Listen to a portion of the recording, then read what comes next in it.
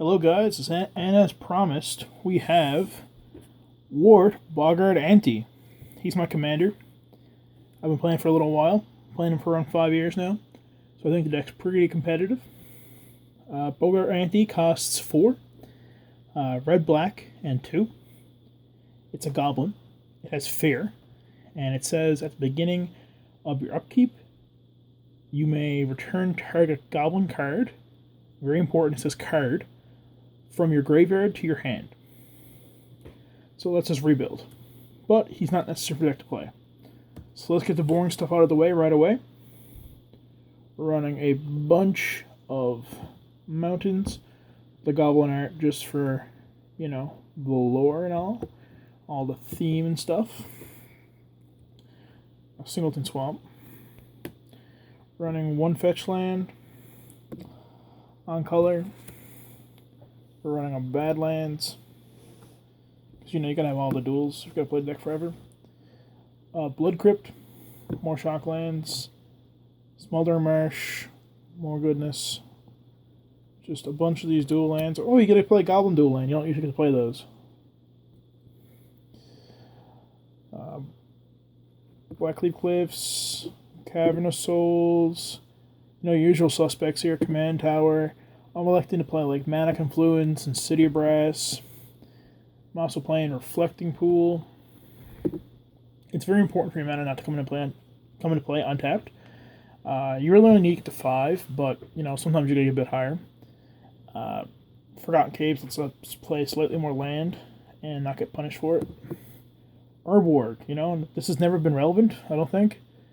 I think it might have taken away the Shieldrit's Swamp Walk once. So Urborg is a card not many people play. It taps for a black. It's probably better than Swamp. It doesn't come into play tapped. And it says tap, remove First Strike or Swamp Walk from target creature onto end of turn. That's pretty cool. Bajukabog hits the yard. Oh, must mix that in. Urborg. Got a German strip mine. Wasteland. Get rid of those problemsome lands. Okay, now we're getting into the beef of it.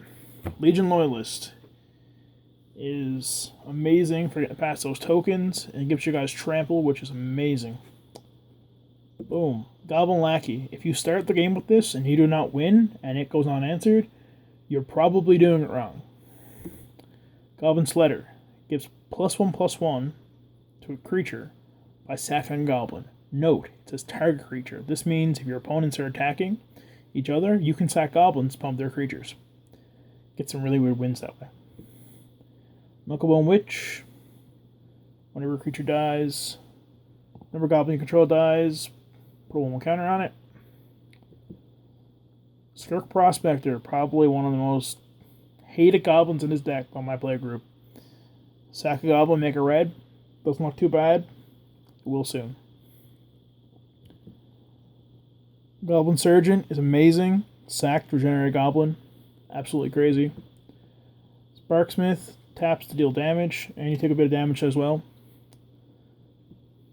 Weirding Shaman is another Goblin Warrens. We haven't got the Goblin Warrens yet, but it's in the enchantment. And you sack a goblin, make 2. For 4 mana, not bad. Pile Driver, just tap for big damages. Tinkerer, destroy some artifacts. Make more goblins. Recruiter. This card is crazy. This card allows you to stack basically the top of your deck. Now we'll go over a stack at the end of the video, how you usually stack the deck.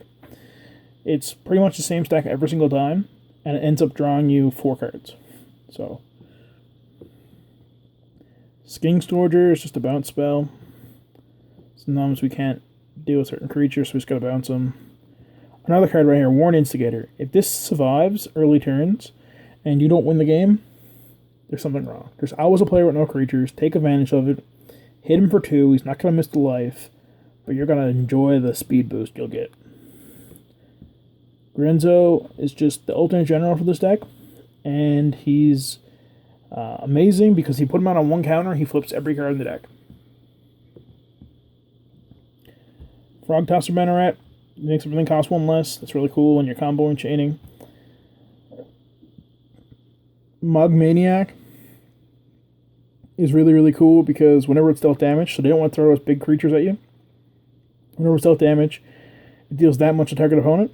So they could throw a fucking huge creature at you, and you'll end up just blocking with this and dealing the back to them. Or there's other tricks you can do later on with it, or like Skirk Fire Marshal, but we'll talk about that later. Sting Scourger, Sensation Gorger, I should say, is amazing because it wheels your hand whenever you run out. Goblin King gives you Mountain Walk on 1/1. Boggart Harbinger brings the Goblin on the top of your deck. A lot of the time it's Recruiter. Mad Anti taps to regenerate and gives all your guys pump.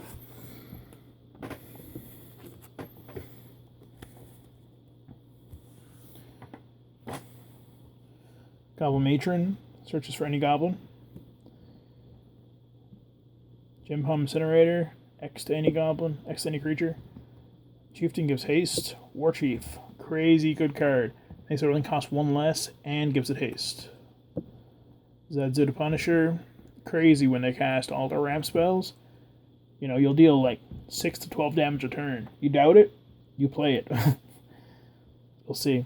It does a crazy amount of damage. The green decks are laying 2 to 3 lands a turn, and it just, every time they have a fetch land, you know, hits them for 2, and then they crack the fetch land 2 more.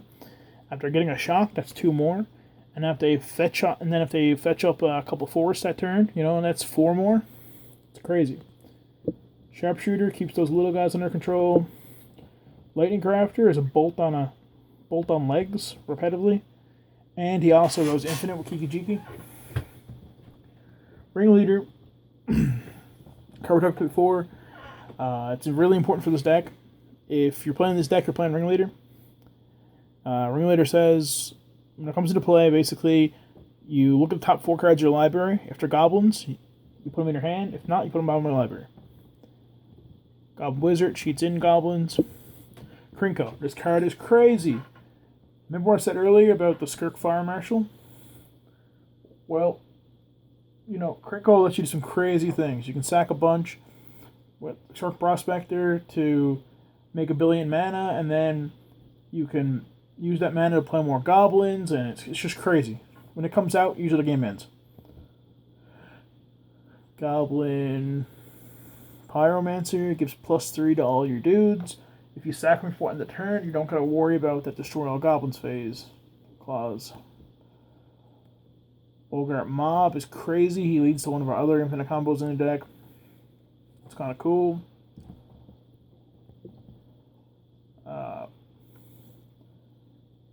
Beetleback Chief just makes more goblins. Boggart just makes them harder to block. And this guy's just filling out a slot. This lets us recast our tutors, which you'll see later on. Siege Gain just makes a bunch of goblins. Lets us sack dorks, make shocks. This guy's amazing. He taps 5 goblins to deal 10 damage to everything. Oh man. I've been debating putting a Bassus Collar in here for a little while.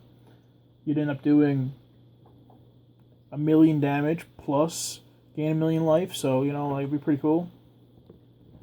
Airwig Squad, get rid of those pesky combos. Kiki-Jiki, because we need combos. This card here is really, really nice. Mog Catcher. You tap 3 and tap it, search your library for a goblin and put it straight into play. It's crazy good. This is our tutor package here. We got Vamp Tutor, Demonic Tutor, Demonic Intent, Goblin Warrens is pretty cool. Shared Animosity, Breath of Fury. Here's a card that's nifty. So, Breath of Fury works really, really well with Boggart Mob. And the reason for this is Breath of Fury can let us get extra combat steps each time a creature hits the opponent. And then reattach to another creature. Boggart Mob says whenever a goblin deals damage, put a token into play. So what can happen is as long as the opponent is tapped out of creatures and can't block this turn, or has a mountain and we have a Goblin King, we get infinite combat steps, because all it will do is we'll attach this Breath of Fury to a goblin that's not Boggart Mob. We'll swing it in. The Boggart Mob will trigger. It'll give us a 1/1. The Breath of Fury will trigger. We'll put the Breath of Fury on the new 1/1 black rogue that Boggart Mob generates, and we'll continue the process. So we'll get attack steps until the opponent's dead, which is really, really nice. We have Vicious Shadows. They'll think twice about wiping your board, and it's a really cool kill condition. So it's whenever a creature is put into a graveyard from play, you may have Vicious Shadows deal damage equal to the player's hand to target player. So it's really, really good.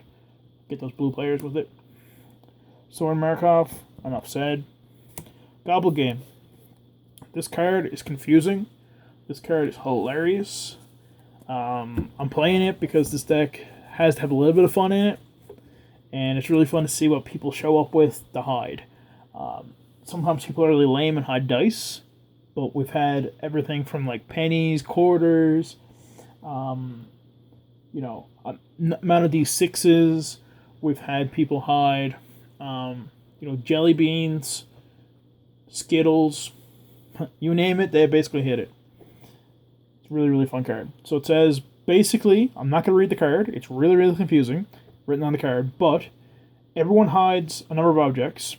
The number of objects you hide is the number of life you are waging. And if you're the one who loses the wage, so if you're one who has the least amount of objects, you lose half your life. So you lose that number plus half. So, it's really, really fun. Brings life totals down a lot.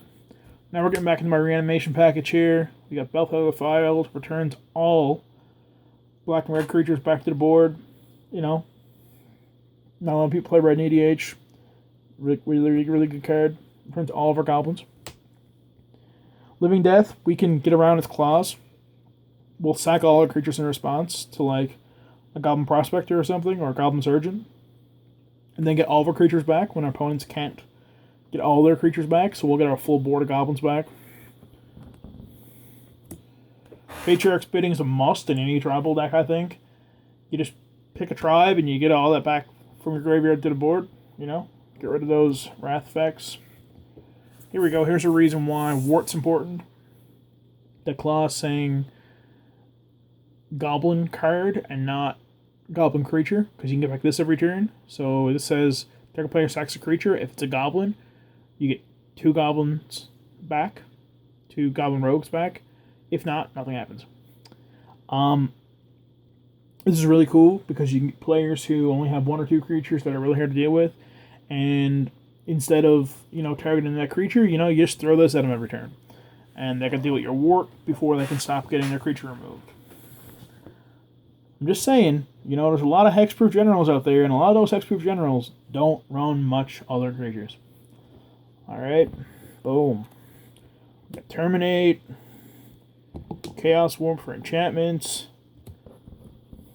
more return with Kolgan's Command, Ashes to Axis to exile creatures in black, Karn Liberated, for Karn Liberated's sake, and enchantments. Blasphemous Axe, our only real board wipe. Wheel of Fortune, Skull Clamp, Phyrexian Altar for some more cards.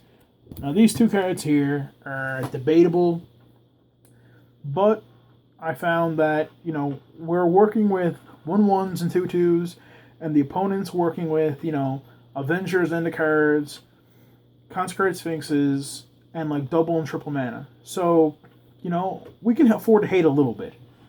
So I'm running Leyline of the Void. It shuts down a lot of those recurring graveyard strategies my opponent are doing. And it's kind of annoying. And the last card in the deck, boom, Null Rod. If you noticed, we're only really running 1-ish artifacts. Skull Clamp is pretty much the only artifact we're running, and it shuts down so many decks just having the No Rod on the board, it is crazy. It's just an Alder fast mana. If we can't have it, they can't have it either. So, man, I'm just telling you, playing a No Rod turn 2 against some of these really fast aggro decks, aggro artifact decks like Karn and stuff like that, man, it's just crazy. They just can't do anything. Normally they'd be laying like 6/6s on turn 2. No, they don't get to do that anymore. No Rod says players cannot use activated abilities of artifacts. It's crazy. It's absolutely crazy. Thanks for watching today, guys. This video is not the highest of quality, but before I go, I'll just show you one really quick combo with the deck. You probably already know, but we'll show you anyway.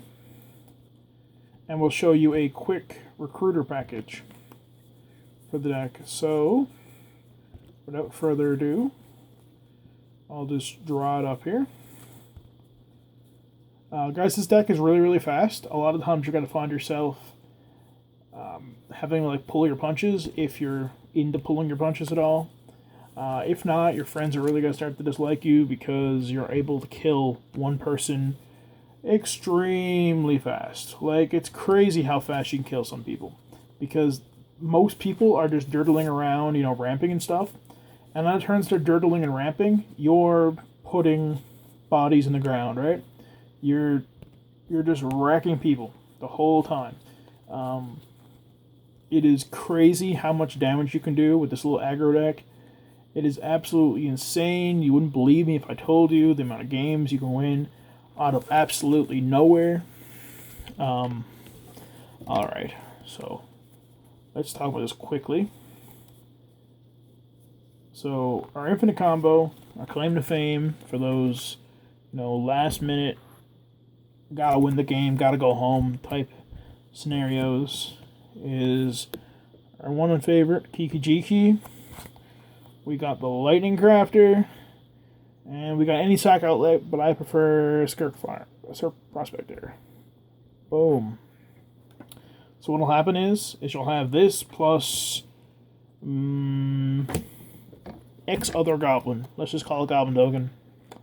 Alright, so X other goblin will get championed by Lightning Crafter when it comes in. Then Kiki Jiki will tap to make a copy of Lightning Crafter. Lightning Crafter will champion Kiki Jiki. You'll sack the copy to Fire Marshal. After you tap it, deal 3 damage to a player. And then Kiki comes back from exile untapped. You tap, get a Lightning Crafter, tap it, 3 damage to a player, sack the copy of Lightning Crafter, Kiki comes back untapped. Rinse, repeat until, you know, everyone's dead. And everyone hates you because you just did a Kiki combo and no one likes Kiki combos. But, you know, you have it. Just in case, you know, there's shenanigans on the go and you need to win right away. You have it. On the other note of the ringleader, recruiter, sorry. On the recruiter note. Remember how I said you can stack your deck? Well, it turns out that stacking your deck is wonderful. And you want to do it a lot. And you want to do it often. And it's amazing. So, the goblins you're usually going for, every time you cast this card here, if this is not already in your hand, you go get this. You go get this. These are 2, 3, 4,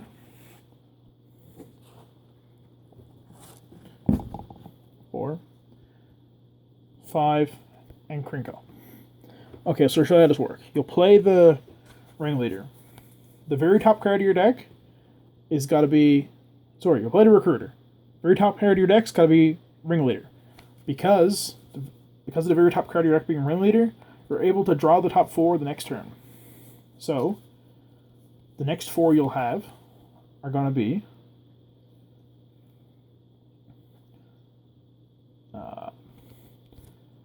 Goblin Sergeant, Goblin War Chief, Skirk Prospector, and Crinkle Mob Boss. Now, the next important card you got to think about after that is Goblin Matron. Goblin Matron should be in either the top 4 or 5, depending on circumstances. And then you can just stack all your other goblins underneath that. What'll happen is you'll have, if you have a sufficient amount of land, you'll draw a live for the rest of the game. Every time you won't draw a land, you'll just draw straight spells. But in some situations, people are Armageddon, people will do this, people will do that, and things will change. You'll need a removal spell. So you're going to need a way to shuffle your library, where you're just going to keep drawing goblins. So that's what Goblin Matron does for you. It lets you shuffle your library, lets you get one more goblin out of your deck, and then get that nice shuffle on the go. So that's the basic piles for Recruiter. I showed you a couple infinite combos in the deck. I guess that's all for now, guys. Soon to come on the channel is got to be Nicol Bolas. It'll be a much more in-depth review of Nicol Bolas. We're talking about the dragon here, one of the originals. Boom, this guy right here, Nicol Bolas. Yeah.